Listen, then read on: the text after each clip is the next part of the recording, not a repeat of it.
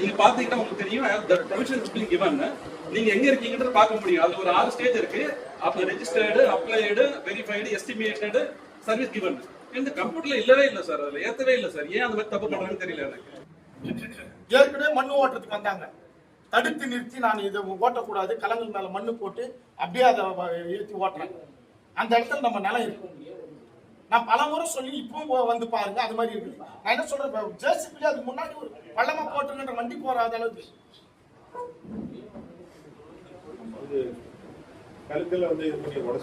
உடைக்கல sir, உடைக்கல.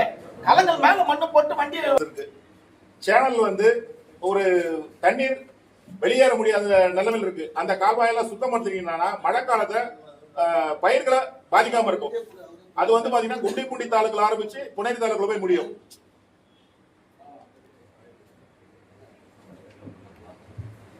ஒரு 1000 kilometre வந்து பண்ணாங்க சார். நான் இல்லைன்னு சொல்ல, இன்னும் கொஞ்சம் விடு.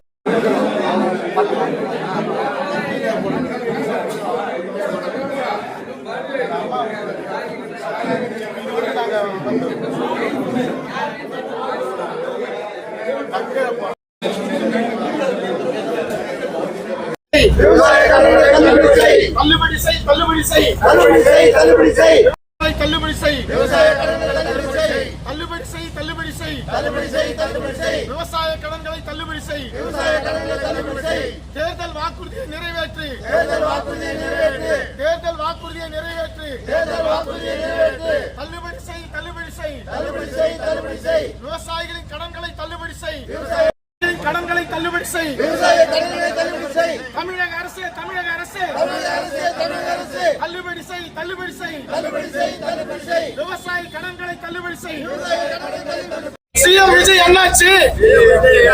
வாக்குறுதி என்னாச்சு? வாக்குறுதி என்னாச்சு? சிஎம் விஜய் என்னாச்சு? வாக்குறுதி என்னாச்சு? ஏமாற்றாதே, ஏமாற்றாதே, ஏமாற்றாதே, ஏமாற்றாதே, விவசாயிகளை ஏமாற்றாதே. தமிழக அரசு விவசாயிகளின் கடன்களை தள்ளுபடி செய்வோம் என்று தேர்தல் வாக்குறுதியை அளித்திருந்தார்கள். ஆனால் தேர்தல் முடிந்து வெற்றி பெற்ற பிறகு விவசாயிகளுக்கு 5 ஏக்கருக்கு மேல் உள்ள விவசாயிகளுக்கு முழுமையான கடனை தள்ளுபடியும், 5 ஏக்கருக்கு மேல் உள்ள விவசாயிகளுக்கு பாதி அளவு 50% அளவுக்கு தள்ளுபடி செய்வதாக வாக்குறுதி கொடுத்தார்கள்.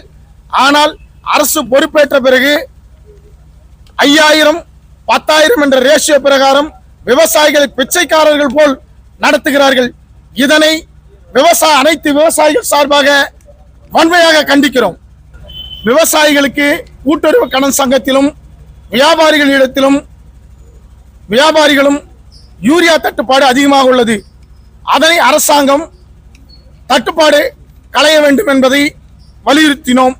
அது மட்டுமல்லாமல் பொன்னேரி பகுதியில் ஏழை எளிய விவசாயிகள் வந்து போகக்கூடிய மருத்துவமனை இருக்கிறது, அரசு மருத்துவமனை.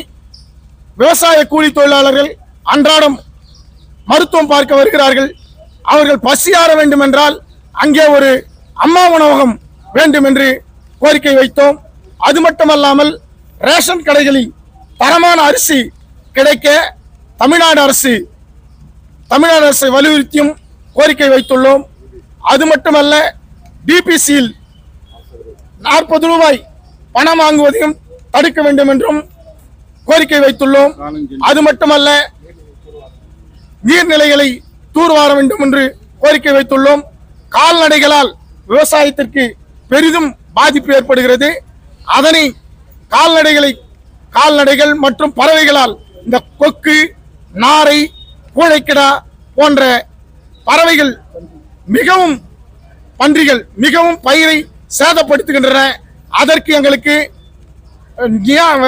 மானிய விலையில் கம்பி வேலி, சோலார் பென்சிங் தருமாறு அரசை வலியுறுத்தினோம். ஜெயம் ரமேஷ், விவசாயி.